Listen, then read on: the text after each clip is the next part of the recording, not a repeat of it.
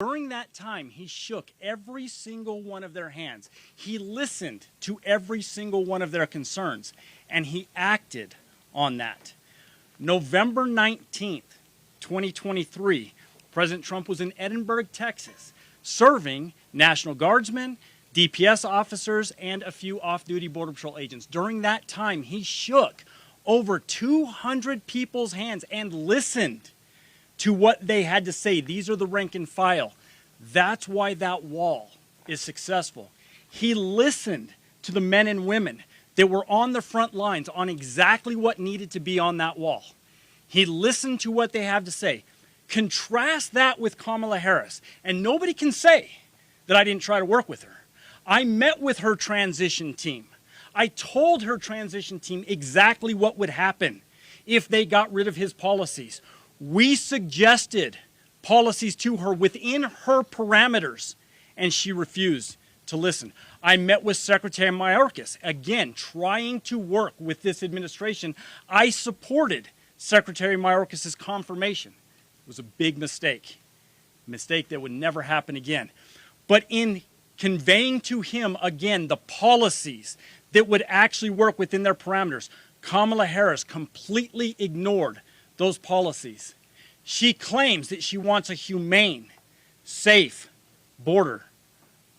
Yet what she's given us is absolute chaos. We had a safe border. She could have implemented policies. She refused to do this. This election is going to come down to policies. And when you compare President Trump's policies, it doesn't matter. Economic policies, foreign policy, border security policy, it doesn't matter. You compare those policies side by side, and he wins every day. That's why we have to have somebody in the White House that is going to listen to the women and men that know what they're talking about, that are on the ground, like President Trump did before and like he will do again. President Trump will be back in the White House, and we will secure this border. Thank you, President.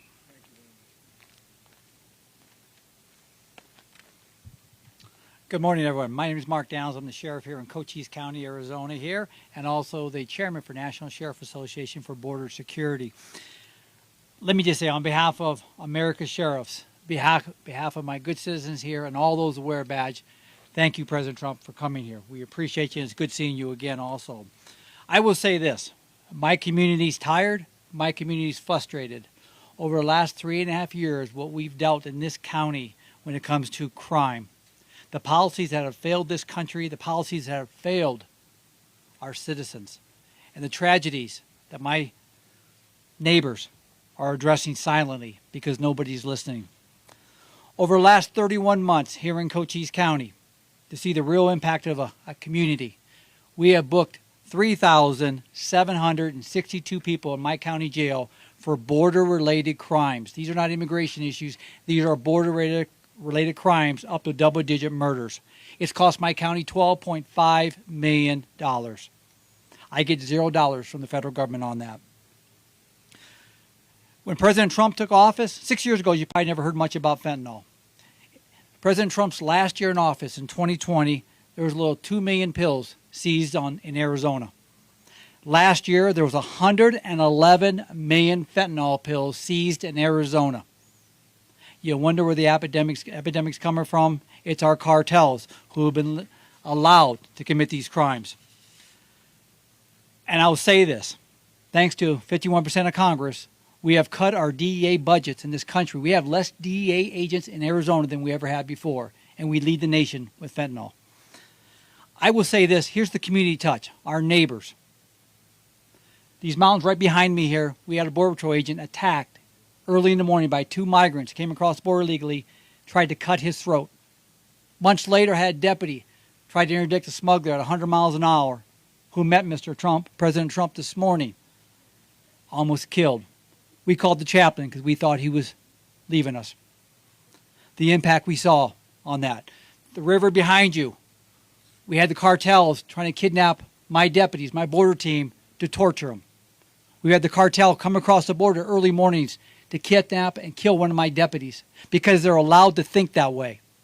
They're allowed to think that way. My deputies, troopers, agents, and officers in this county have endured more harm by the hands of the cartels, and no one is addressing them except local law enforcement and our agents and our troopers. I will say this as I close out. America's sheriffs have stood strong on the voice to secure our borders. We have tried everything to meet with President Biden and Vice President Harris, the border czar. This is the first president administration in modern day that has never met with one America's sheriff to address border. That's a shame, and you wonder why we don't have engagement, prioritization, and that's why we're suffering in this country. When President Trump was president, I was at the White House more than you could think of. He was always there for us. I can assure you, Mr. President, this community and our law enforcement professionals will never give up hope. To us, hope is confidence, hope is commitment, hope is courage, and your visit today renews our hope here. Thank you, Mr. President, for being here.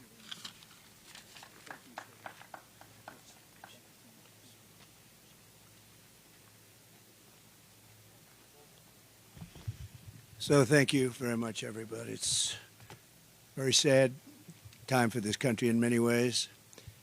You had a candidate. I was no fan of Joe Biden, but the way he was taken out was a coup.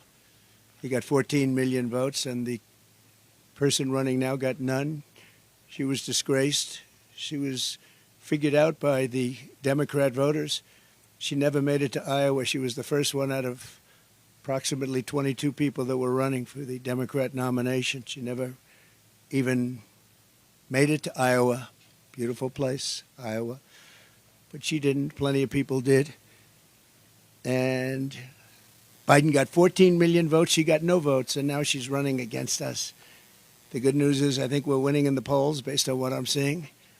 And after the debate, we were winning by many points, as you know, against Biden. They went in to see him. They said, "You're losing. You're not going to win. You can't win. We're going to get you out."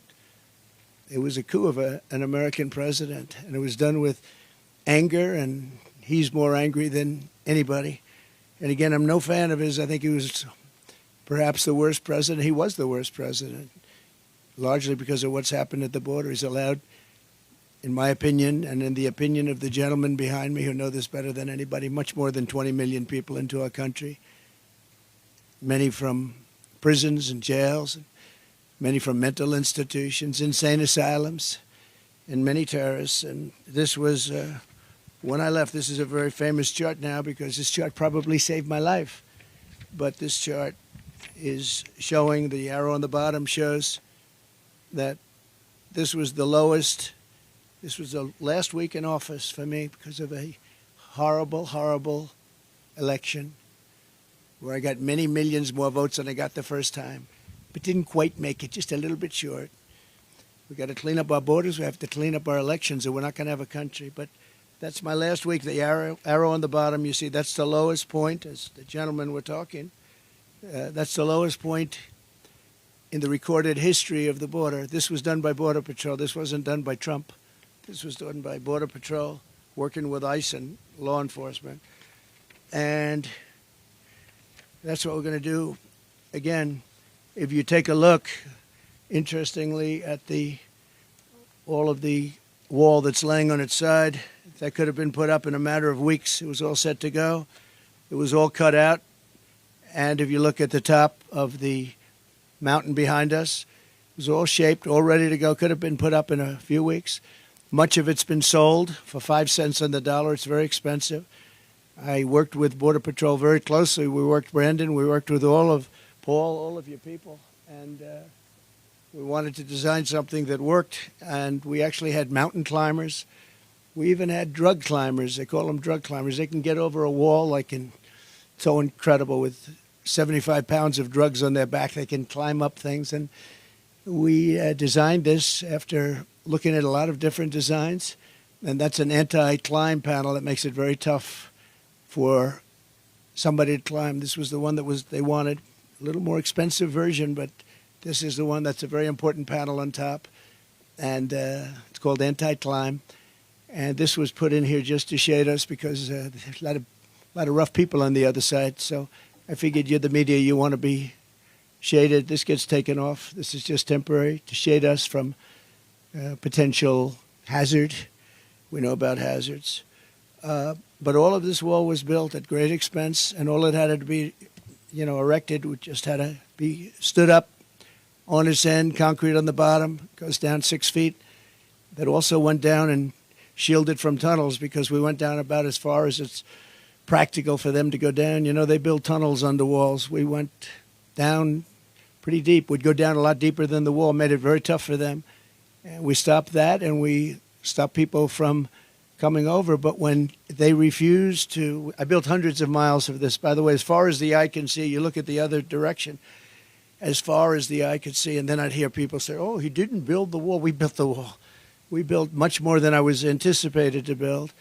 And we were going to build an extra 200 miles. Much of this is that, which is much more than I said I was going to do, because as we built it, they would go around the edges.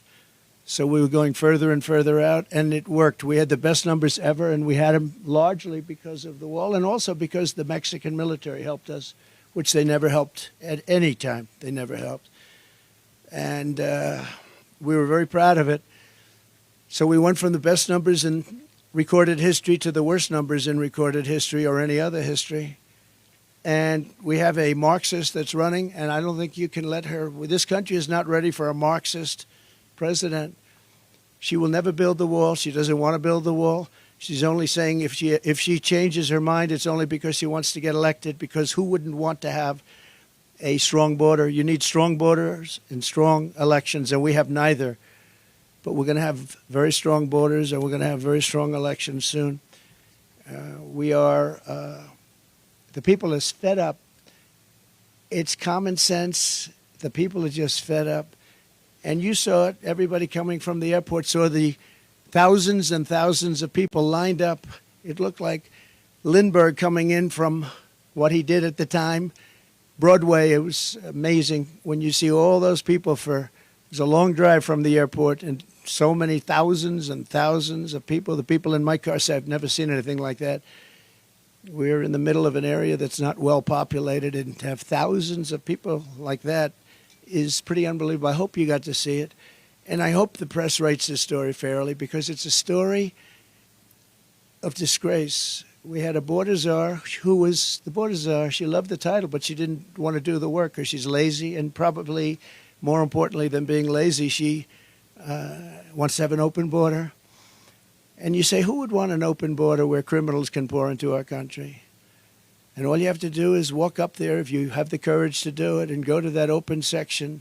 Stand there for a little while. You'll be running back here very quickly. You really have to write this fairly, this story, because you people don't want to talk about the border. You don't want to talk about the bad things that are going on in our country. We're going to end up not having a country. You're not going to have any media. We don't have media. They don't have media. They do their own media. They don't need media. But you really should cover this story fairly. Before I begin, I have some, I think, very good words on the border and what to do and how to solve the problem. We had it solved. All they had to do is leave it. Leave it. Just leave it. But before I begin, I want to address the fake job numbers on top of everything else, fellas. Fake jobs. The fake job numbers that the Harris-Biden administration has been reporting for the last year. Thanks to a leaker yesterday, meaning probably in this case a patriot, they were forced to release numbers.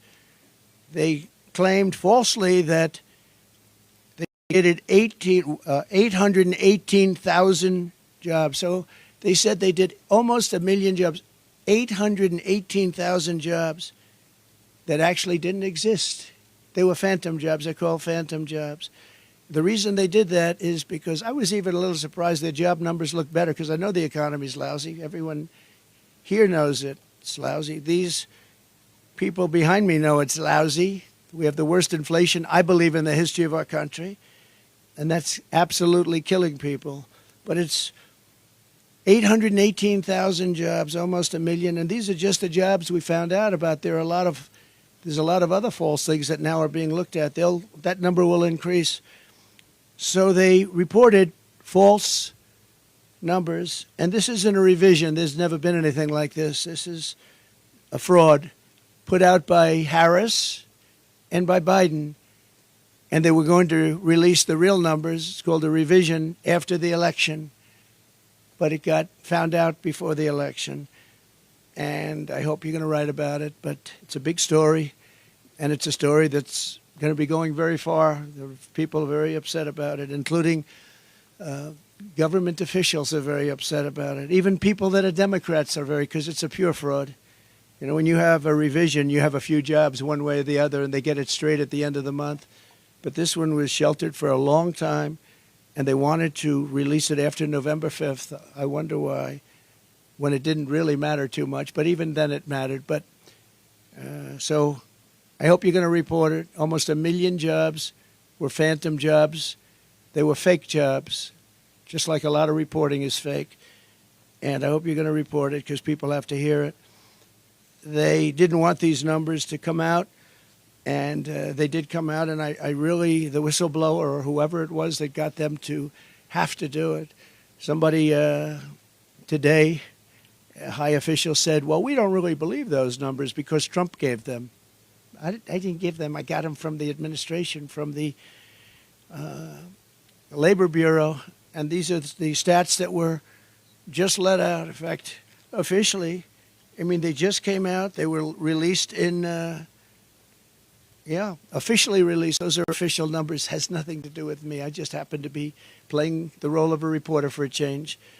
But I hope you're going to do something with it because I think it's a serious thing. It's the same as everything else. And I'm so glad that we decided to do this. It's a little dangerous to do. I hate to tell you, you guys are in danger with the kind of weaponry that we have, but I felt it was important to do. And this kind of stuff that they put up to shield us, I'm going to make you feel not so good. It doesn't mean a thing compared to what comes through there, but at least they can't see you. But it's dangerous territory, and these people have an unbelievable courage. The Border Patrol, ICE, the police, local law enforcement, unbelievable. I don't even know how they do it. They talk about, I was courageous. These people are courageous. They go through this every day. And the amount of horrible injuries sustained in fights and shootings are just incredible. Not reported, but incredible. We're here today on the southern border in Arizona where Comrade Kamala Harris, I call her comrade because she is a radical left Marxist. She wants open borders. She wants our country. I don't understand why anybody would want it, but she wants our country to be open to the world's criminals so they can come in and rape and pillage and do whatever they have to do. But she's the most radical left person who has ever run for high political office in our country's history. And by the way, the governor, who's done a poor job as governor, Minnesota, Walz, he's done a poor job, very poor job. His numbers are horrible. People are fleeing his state. I love his state. We should have won his state twice, but a lot of hanky-panky goes on there. Hasn't been won since 1972. Richard Nixon was the last one to win it. But every time I go in there, we have massive crowds and everything's good, but nobody seems to be able to win it. So I know why we didn't win it. People don't like to talk about it. But he's a horrible governor, has bad job numbers, bad numbers for leaving, a lot of people leaving the state. And he's insisted, he put a bill. I'm sure the sheriffs would be very happy when they hear this. He signed a bill fairly recently where boys' bathrooms have to have tampons in boys' bathrooms. I don't even like to bring the subject up, but it's a subject you have to hear about. That's what he wants. He's a radical left guy who lied like hell last night, and she'll lie tonight. We're doing a review of her tonight on Truth because she'll lie just like the rest of them lied. They talked about what I said about soldiers. I never said anything. I love our soldiers. They made the story up. It was fiction. We had 26 people countering it, but nobody cares. They made up everything, so many different stories. They made up about Project 25. They've been told officially, legally, in every way that we have nothing to do with Project 25. They know it, but they bring it up anyway. They bring up every single thing that you can bring up. Every one of them was false. He brought them up. But they've unleashed a deadly plague of migrant crime on our country by not doing their job. And all of that plank and all of that very expensive wall. It's also got tremendous electronic capability inside of it. It's got wires for cameras and everything else that you can have. It's the Rolls-Royce of walls, I can tell you. It's very hardened steel outside, 7,000-pound concrete inside, and rebar inside of the concrete. All different, all very hard to get through. And it's sad to see it sitting here. We have crime going on up the road. In this direction, it's as far as you can see is wall. We have no problem there, but they come in where they refuse to put it up. That was when I first realized that they want open borders. I thought nobody could be so foolish or stupid to want open borders and have the world's population, the world's criminal population pour into our country. That's what's happening. But it shattered so many families' lives and stolen so many incredible young lives. And it's also really badly hurt our black population and our Hispanic population because these people are taking their jobs. The jobs now are down, way down for the black population and the Hispanic population because we have millions of illegal aliens that are poured into our country. They've taken the jobs of African Americans and Hispanics.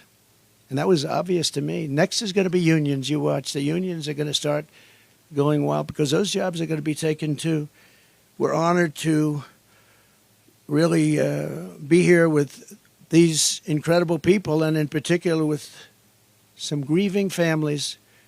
And this is a group of people that I've gotten to know. They're incredible people. They've lost a loved one, and thousands of others are out there, and they are grieving also.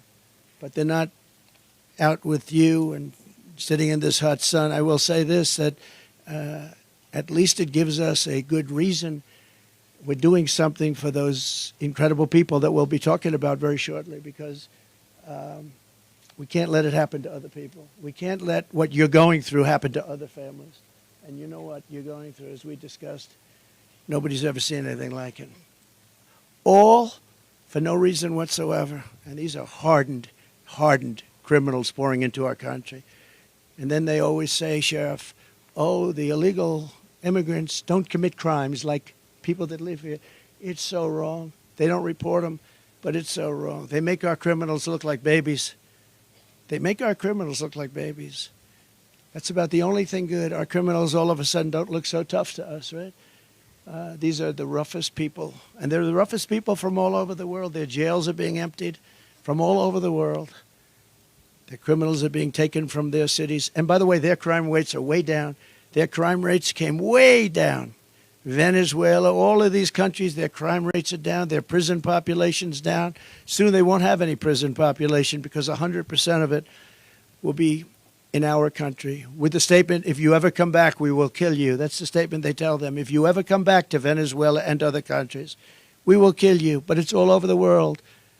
The Congo in Africa, many prisoners let go from the Congo in Africa. Rough prisoners. All over Europe they come, from all over, rough sections, the jails. You have to see jail populations are way down. So we've done a lot of trips to the border over the years and told a lot of stories about border victims, including the stories of the amazing angel moms who have never been appreciated. They're incredible women, what they've gone through. They're going through a similar thing. And many of them, I asked about time, but this time, because many of them, this took place a long time ago with borders and horrible people coming in. And I don't have to tell you about the crimes, but the level of viciousness of the crime was unbelievable. But they said time doesn't heal. You know, the expression time heals all wounds. It doesn't. I spoke to some people. They say they're worse now than they were 15 years ago. And this started largely during Obama. And then we stopped it. We had it stopped. And then the first day in, they just said, we're not doing anything. We're not doing anything. And all they had to do is let our people that we had in place, the best people. I was listening to people like Tom Homan, who is, just an incredible patriot, tough, smart, gets it, good man, but he's tough. I've been listening to all these people. They've been friends of mine for a long time. They know it better than anybody. But the level of criminality is unbelievable. It's an onslaught of violence at a level that nobody's ever seen before. For nearly 4 years, as border czar, Comrade Kamala has overseen a nation-wrecking border invasion. You know, this is nation-wrecking. This isn't just like, oh, we're going to fix it a little bit later. Gets to a point where you can't fix it. She's allowed at least 20 million people, all illegal aliens, into our country, including millions and millions of unvetted fighting-age men from over 158 different countries. 150. Most people didn't realize you had that many countries, right? Just recently, Kamala let in the head of a Peruvian gang who was wanted for 23 murders. Welcome to the United States of America. On her orders, Border Patrol is being forced to free tens of thousands of illegal aliens from custody week after week after week. And these are very violent criminals, too. These are the most violent criminals that you'll ever see. Every day brings another story about innocent Americans being tortured, raped, murdered, and massacred by illegal aliens that Kamala Harris has set free in our country. Don't hold them, they're told. Don't hold them, let them free. They'll behave. Well, he killed 20 people. Oh, but over here it's different. Since Comrade Harris took over the border, there has been a 43% nationwide increase in violent crime and a 60% increase in rape. And the FBI should be ashamed of themselves when they report numbers, because they, in order to keep the violence numbers down, they didn't report some of the worst cities in the country like Chicago and others. What a disgrace. The FBI did that. In New York this June, an illegal alien released into our country by Kamala approached two 13-year-old children with a machete in broad daylight in front of other people, forced them into the woods, tied them together by the wrist, and raped them over and over again. Over and over again. Two Kamala migrants were just arrested for the rape of a 46-year-old woman in Coney Island. I know Coney Island very well. That's where I sort of started. My office was out there. Brooklyn, throwing her to the ground and raping her with a knife to her throat. One of them had previously been arrested for raping another woman, but instead of being deported, he was released into our country and told to enjoy your life. In Fort Wayne, Indiana, a woman who was offered a ride home by two illegal aliens was instead kidnapped, held down and raped, then driven around while the illegals discussed how they planned to kill her. They wanted to kill her. They didn't want to have a witness. And she miraculously escaped by throwing herself out of a rapidly moving car, was badly hurt, but she escaped, at least. Those people came from another country, and they were very violent, with an unbelievably violent background. Violence like you've never seen. In the Bronx recently, an illegal alien who Kamala set loose into the country approached a 36-year-old woman while pretending to ask for directions before he wrapped his arms around her throat, pinned her down on a park bench, and raped her publicly on a park bench. And she said, he wasn't trying to rape me, he was trying to kill me.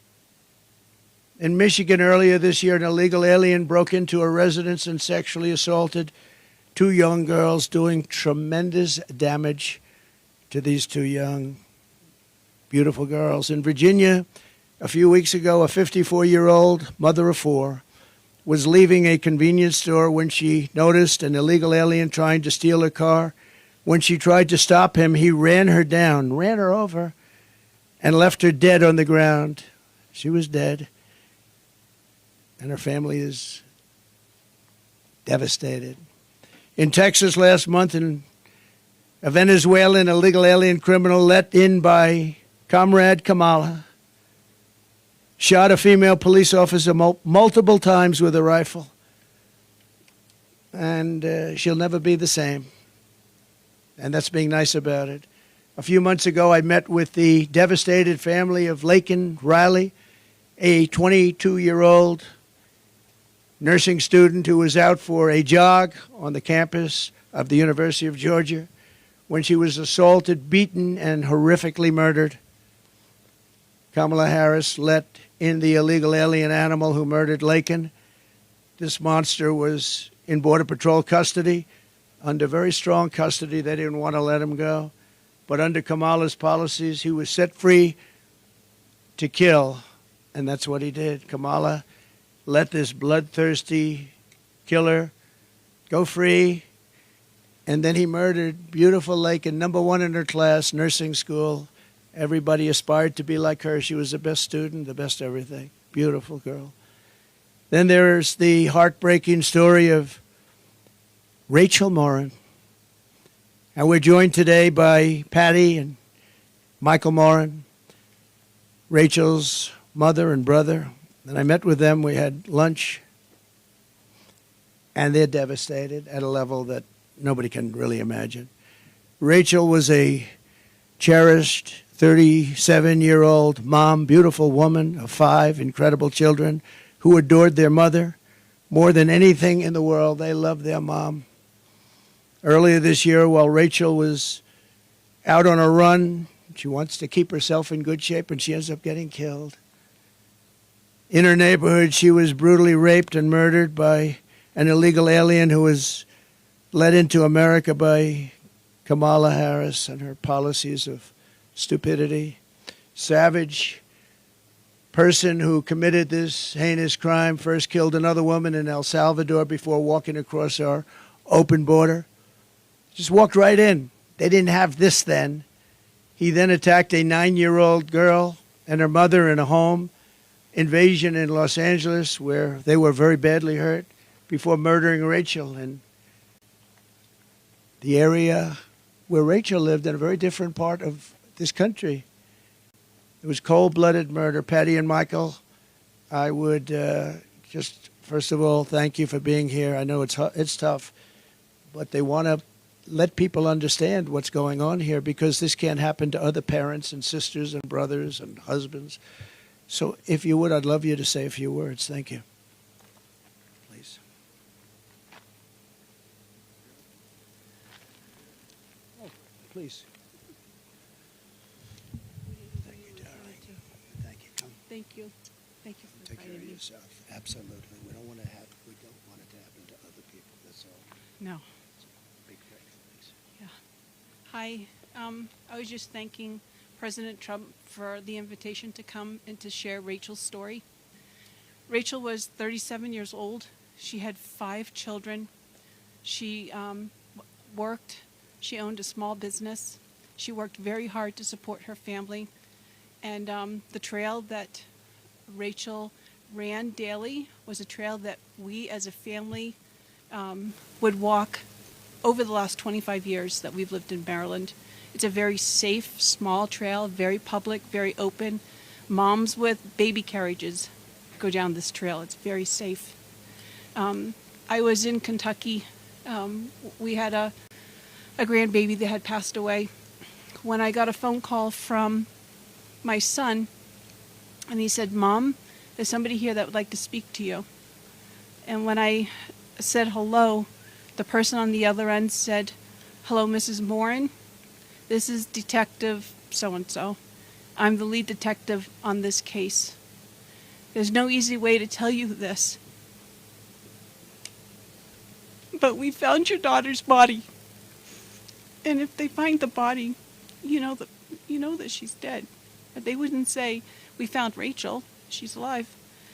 And so they found my daughter's body. And when they found it, it just recently has come out that she was brutally beaten, raped, and then stuffed into a drain pipe. We're 18,000 miles, 1,800 miles from the border. And because of this open border, we've had not just my daughter, but we've actually had 2 in the same county that we're from, where illegal immigrants have come in and have caused rape and murder of our citizens. And the reason why I came here today and I accepted the invitation is because I really want our words to be heard, and I really want you to take to heart what we're saying. We're not here for a political stand, although we are. We're here because we're losing our moms, our daughters, our children to criminals. And that shouldn't happen. We should be taking care of our country, our people. And the only way I believe that's going to happen is if President Trump is reelected as president. And we close up this border and we put policies back into place that were there before, instead of this open border thing. We're going to end up being a third world country if it continues this way. And I truly hope that you will just take my words to heart, because it's devastating to lose a child, but even more devastating when you see the pictures or you see the body and you really understand what's happened to that person. So please take to heart, this is a very, very important issue, and it's one that's either going to make or break our country. It's not so much, it's about America, it's about Americans, it's about us taking and protecting ourselves and looking out for each other. It's about protecting our families. So, thank you. Thank you, Don. So beautiful. Thank you. Thank you very much. She'll help people with me.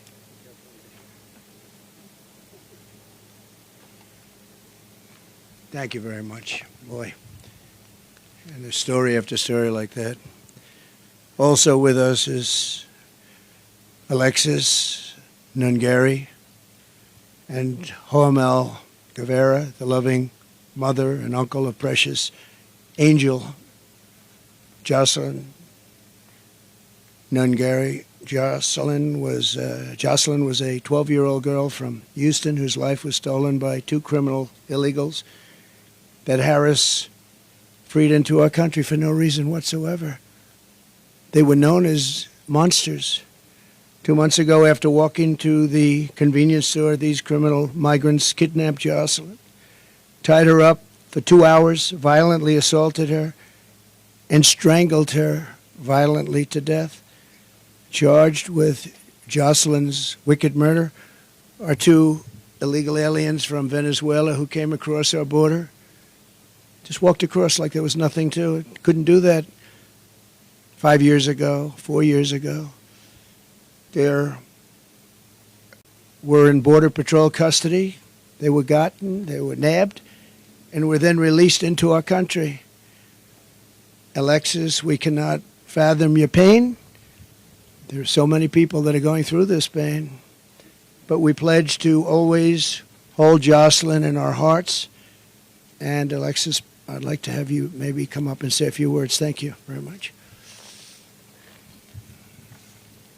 Thank you very much. So I would love to thank Donald Trump for giving us this invitation to be here and to say a few words to the staff that's been so kind to help us in this very hard time. My daughter was just 12. She had dreams to be famous. She wanted to be a famous actor. She was so funny. She was her own personality. And it's been very hard. It's been very hard. June 17th was the day her life was taken.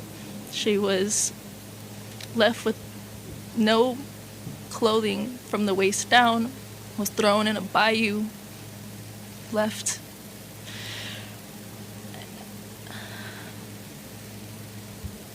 was strangled to death. We believe, yes, she was assaulted off of DNA kit that has been, but it's still very, very early, and it's still very, very raw, and it's still very, very surreal. And they had no They had no reason to do anything that they did to Jocelyn. There was over 300 detention beds that they should have been at because they were detained and they were released when they shouldn't have been released. One had an ankle monitor, didn't stop anything. So now I have to go through the rest of my life with my son, always asking for his sister. And I just really, really, really want everybody to please take into consideration how important border control is, because we're losing very innocent people to heinous crimes that shouldn't be happening in the first place. So please, please, I really hope everybody can hear my pain, to just please, he needs to be in office, and we need better control. We need to stop this. We need to stop losing our littles. We need to stop losing children, mothers, sisters, because now I get to grieve every single day. Every milestone that hits gets harder because she's not there for it. She was going to be a 7th grader. She had her whole life ahead of her. And it was viciously taken away by 2 evil, heinous monsters. So thank you again for taking the time to listen to my words. And please, help him make a change. Thank you. Thank you. Thank you.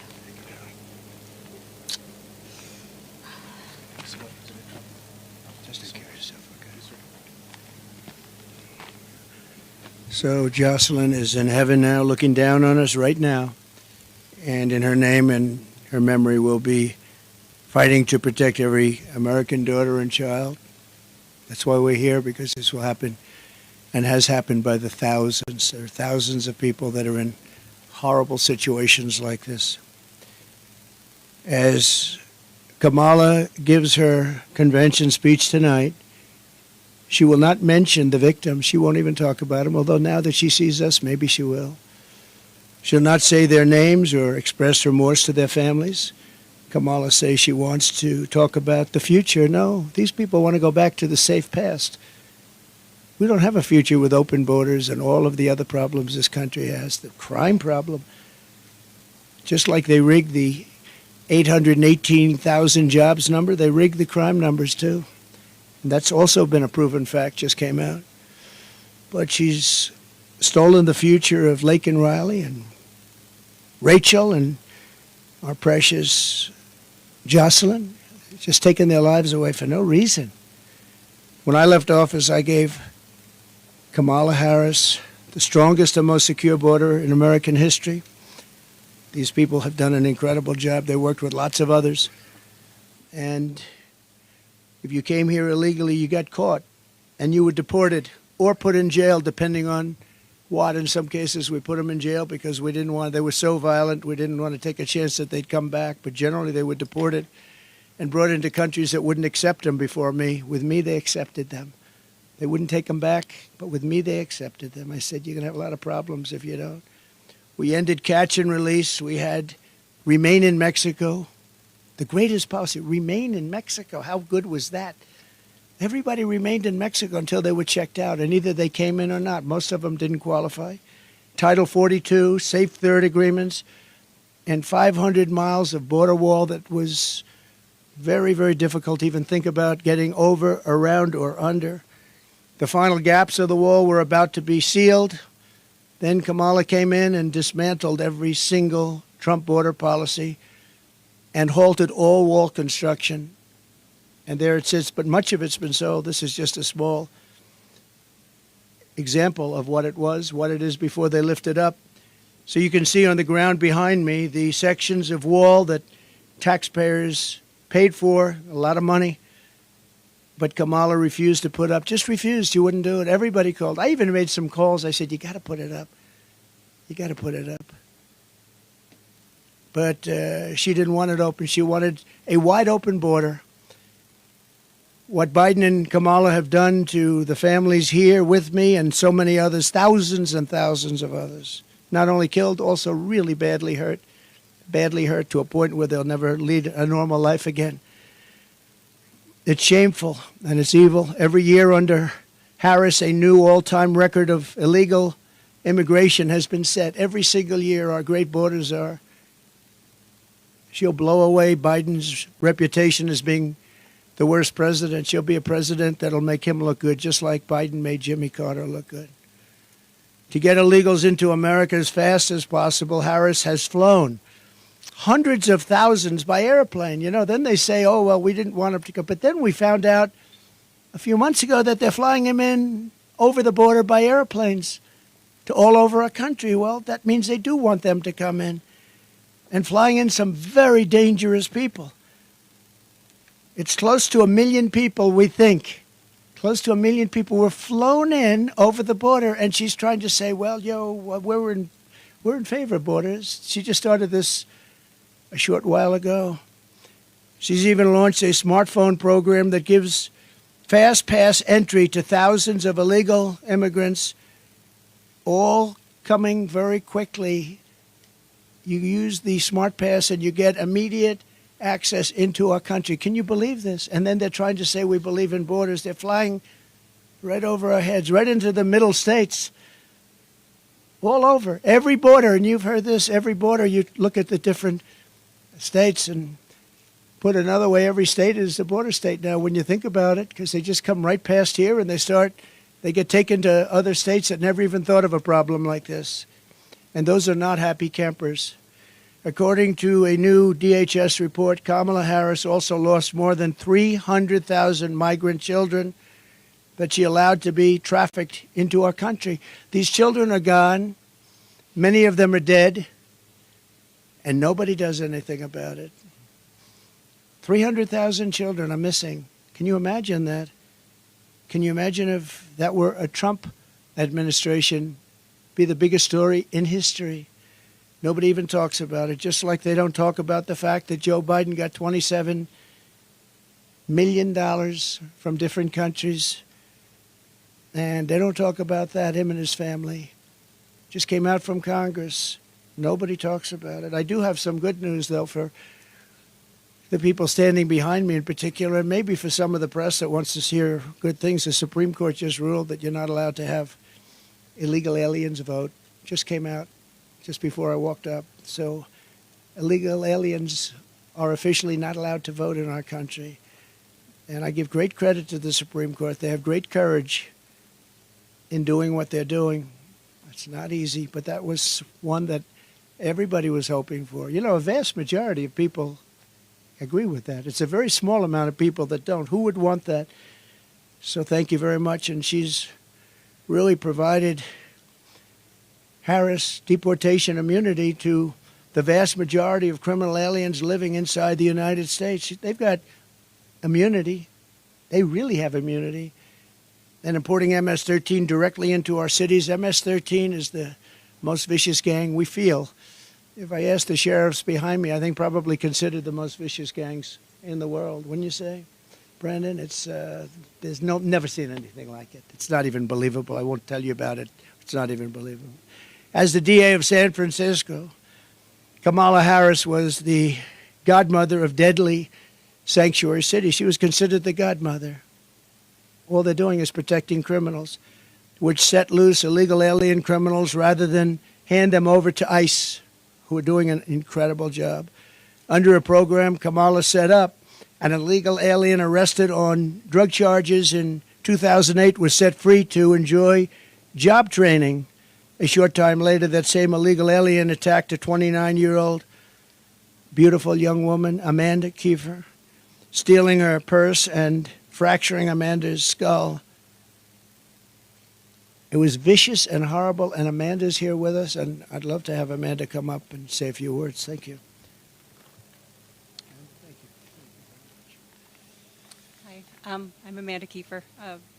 I don't feel like I belong on the stage with the folks here since I seem to have gotten off kind of easy with just a fractured skull. I didn't lose loved ones, but The night I was walking to dinner in Pacific Heights, it was a nice neighborhood. You wouldn't expect broad daylight for something violent to happen to you on the way to dinner. My purse was stolen, and I stepped into the street, and the car he jumped into came at me. I jumped up on the hood to avoid getting run over, and he floored it and hit the brakes. The police were great.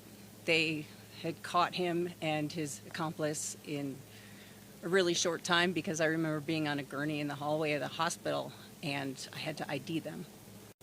They were laughing as they fractured my skull. What was really the worst part about it all, though, is when I found out that taxpayer money was paying for job training for this guy who avoided going to prison for the first felony he committed for jobs he couldn't legally hold. It was kind of a wake-up moment for me, and I moved out of San Francisco because I didn't feel safe there. And I don't think our country is going to be safe under Kamala Harris. Thank you very much. Thank you, Amanda. Thank you very much. Story after story. Kamala has called for the abolishing of ICE, the closing of every ICE detention facility, and the releasing of some of the most vicious criminals anywhere in the world by doing so. She supports free health care for illegal immigrants and has promised to give illegals mass amnesty and citizenship, which will obliterate Social Security. Oh, Social Security is going to be obliterated by all of these millions of people that she wants to put on, and also Medicare will be obliterated. I'm going to save Social Security. I'm not going to touch it. We're going to make our country strong, but they're going to obliterate it. She also feels extremely strongly about defund the police. She wants to defund the police. And anytime somebody wants to defund the police, you're never going to get them back to being normal. The police have to be taken care of. They're the best thing we have going to protect us. They know exactly what's going. When we do deportation, they know every person out there, and they know the middle name, and they know everything about them, and they know all of the bad ones. They know the really bad ones. That'll be a great help. We have to get the criminals out of our country immediately. Kamala is always going to have open borders. If Comrade Harris has the chance, she will allow more than 100 million illegal aliens into our country. Our country will be overrun, and essentially it won't be a country. It will be not governable. With us today are leaders of the National Border Patrol. You've known them, you've met them. I don't have to go over, but I want to just thank them for the incredible job they've done. I've worked so well with them. Paul Perez has been unbelievable. Past President Brandon Judd, unbelievable. Sheriff Mark Daniels, who's been incredible. I watched him on television today. He did a great job of explaining this crazy situation that we're in. Sheriff Chris Heiser. So I want to just say, you're here, and Paul and Brandon, Mark, and everybody, I want to thank you so much. It's incredible the job you do. Such a dangerous job. I actually did. I came in, I met one of the Border Patrol who was badly wounded. I said, "Are you okay?" It was a while ago. He said, "Yes." I said, "What happened?" "Well, my leg is broken, my arm was broken, my back was broken, my neck was broken, my skull was fractured." He went through a list of things. I said, "That's unbelievable." When we win this November, we will end the Kamala Harris border nightmare once and for all. We'll get it back very strong. We will also end the inflation, a bad economy, and we will be respected very shortly all over the world again as we were by other countries. The choice is simple: Kamala's mass amnesty of criminals or President Trump's mass deportation of criminals. I think that's pretty easy. In addition to all of the other things, there are many other things that are equally as bad but not as obvious. With your vote, we will seal the border, stop the invasion, and launch the largest deportation effort in American history. We will impose tough new sentences on illegal alien criminals. These include a 10-year mandatory minimum sentence for anyone guilty of human smuggling, a guaranteed life sentence for anyone guilty of child trafficking, and a death penalty for anyone guilty of child or woman sex trafficking. We'll also impose the death penalty on major drug dealers and traffickers. In other countries, on their immigration papers, there's a statement that says, "Death for drug traffickers." Big letters, big bold letters, 10 times the size of everything else on the page. I saw it this morning. And those are the countries where they have no problem with drugs. Many of them, actually. We will also impose the death penalty for anyone killing our police, sheriffs, Border Patrol, ICE, or law enforcement officials. The death penalty with a quicker trial, not a trial that lasts for 15 years and everybody gets exhausted. We will liberate our country from the illegal alien drug dealers, robbers, murderers, gang members, and child predators. And we will make America safe again for our citizens and make it greater, stronger, better, more beautiful than ever before.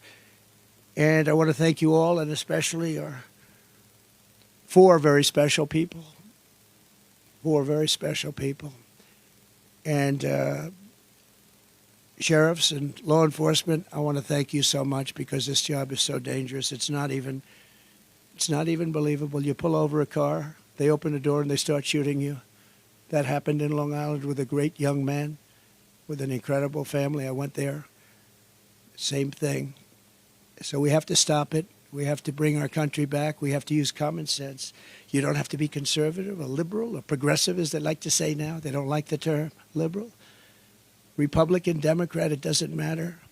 We have to have strong protection in our country, or our country's going to wither away and die. We need a military. We need our great police to be loved and respected, and they will be again. Right now, if somebody does something that's a little bit on the tough side to stop something that's very bad, they end up losing their pension, their life, their car, their house. They lose their job. They lose everything. We're going to give immunity to many, many people so that they can do the law. But again, I want to thank you. I want to thank the media for being here. I hope you can report the story the way it is. It's a very sad moment for our country. We have some very bad people trying to get into office, and if we don't stop them, our country has no chance of greatness. Thank you very much. Thank you very much.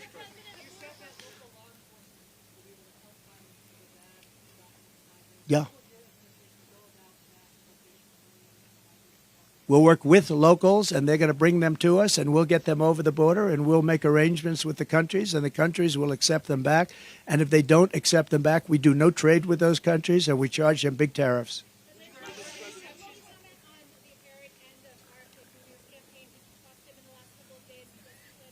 I haven't, but I'm hearing reports. I have a lot of respect for RFK Jr. You know that. I've known him a long time. Very smart, a little bit different, and that's okay. But he's a very smart guy. He's loved by a lot of people, and I'm hearing that he wants to leave. Don't forget, he was treated very unfairly. I think he would have beaten Biden in a primary, the Kennedy name and him in particular. I think he would have beaten Biden in a primary, and they made it impossible. They said you have to get 70% of the vote just to qualify or something. They created standards that nobody could have met. Biden couldn't have met them. And I think he would have lost Biden, and they really treated him very badly. Then he went out as an independent, and it's a tough thing to do, independent. You know, it wasn't set up that way, the country. It's really a two-party system, whether people like it or not, Republican, Democrat. And I have spoken to him in the past over the last number of months, but not recently. But there are rumors that he's going to make an endorsement. That would be a great honor for me, great honor. I don't know. I can't say that. But I know we're in the same state, so we're not very far away. But I can't tell you that yet. No plans have been made at this moment. Brian?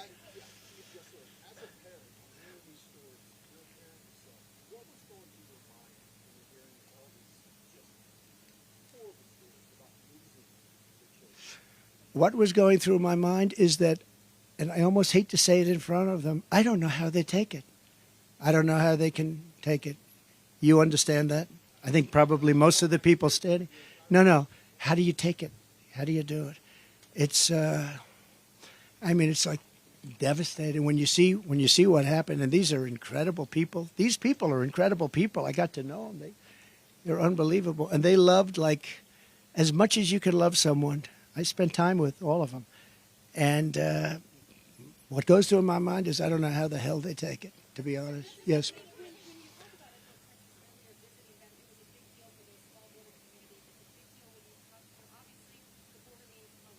A lot. Always has.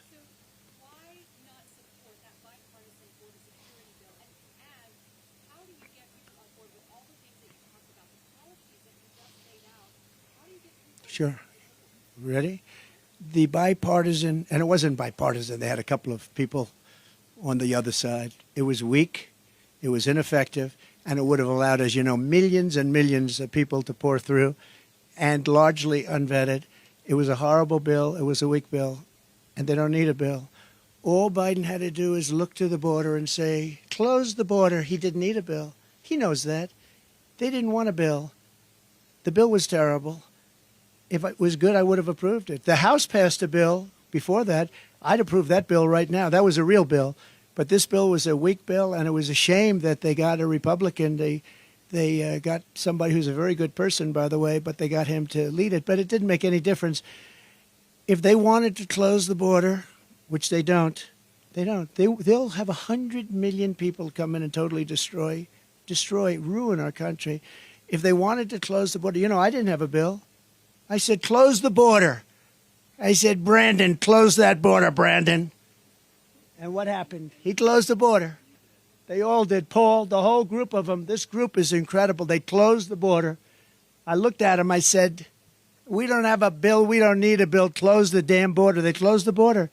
They could do the same thing. No. Right now, what's happening is people are waiting to see what's going to go with the election. And wait till you see what happens after the election, one way or the other. But right now, you take a look at the numbers for the last year. They're horrendous, absolutely horrendous. And it's also election time, don't forget. They want to put on a little bit of a squeeze. All they do and all they want to do and all they have to do is say, Biden, although I'm not sure, you take a look at, nobody even knows where he is. He's on a beach someplace, but he could even do it from the beach. Close the border. And the border is closed. They will close the border immediately. That's what I did. But we had great people. We've lost a lot of those great people because they want to be respected, and they weren't respected because of this administration. And the worst person in, far worse than Biden, was Kamala. That's why I call her comrade, because she's a radical left person who really wants to have an open border. She'll never close the border. She'll never drill for oil and gas. She's not going to do it. She might do it for a couple of months. She stopped, and that's where the inflation came in. Then she went back to the Trump policy. What they don't say is that if I were there, I'd be now 4 times higher than I was at that moment. But the gasoline prices are still very high right now. But they would have been double if they didn't go back to the Trump policy of drilling. But we would have been close to 4 times higher. We would have been energy dominant. We were energy independent. They would have been energy dominant. But if I want the border closed, if I'm the president, I don't need a bill. I just have to say close the border, and they close the border.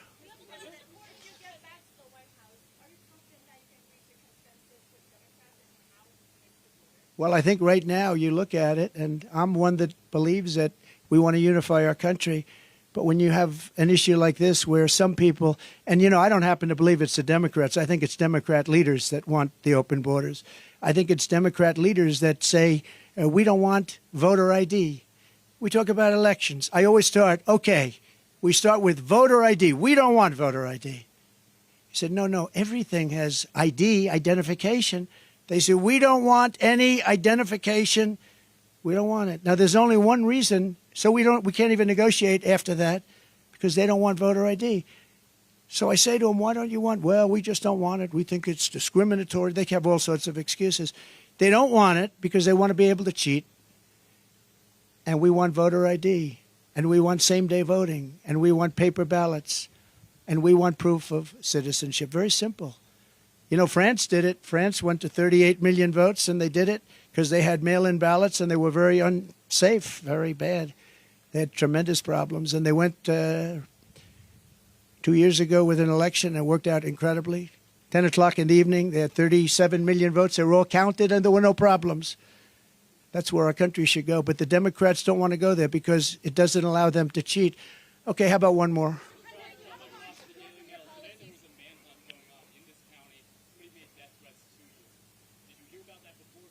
No.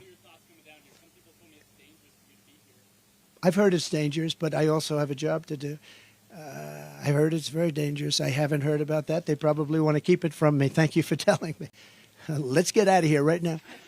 No, thank you very much for saying. But no, and I have great respect for Secret Service, the job they do, including a month and a half ago when they were jumping on top of me with bullets flying right at them. So mistakes were made, and they're going to learn from the mistakes. But I have great respect.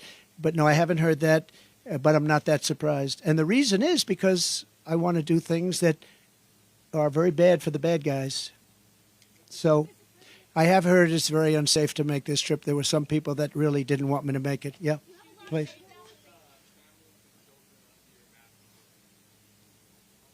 Yeah, we'll work on that. You know, they're missing so many children right now under this administration, over 300,000. Many of them are dead. You know that. Many of them are dead. Many of the hostages in Israel are dead.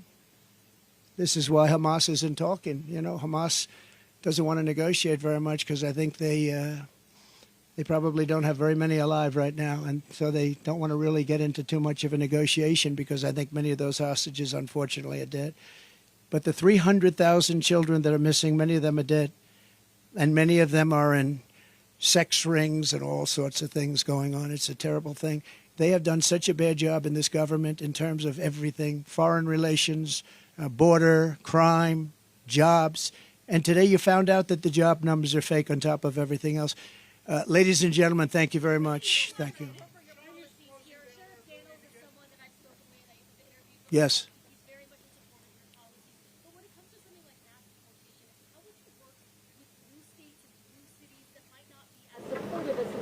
Let me tell you, they're much more supportive than you think. I've watched New York, Eric Adams. I've watched the body language. A lot of people that are in charge of that, they want to straighten it out. They can't live like this. New York has hundreds of thousands of illegal immigrants in their midst. Many of them are very, very hardened criminals. And I've watched the mayors, I've watched governors talking, and it's almost like they're talking because they're demanded from Washington now. They want it out much more than people would understand. They want them out. They don't want to see their cities overrun. New York is overrun, Chicago's overrun. They're all, and you would be surprised. And the people, including Democrats want to have a secure border. Democrats want to have a secure vote. It's the leadership that doesn't. So I think that'll be a very easy situation to solve. Thank you. Thank you very much. Thank you, everybody.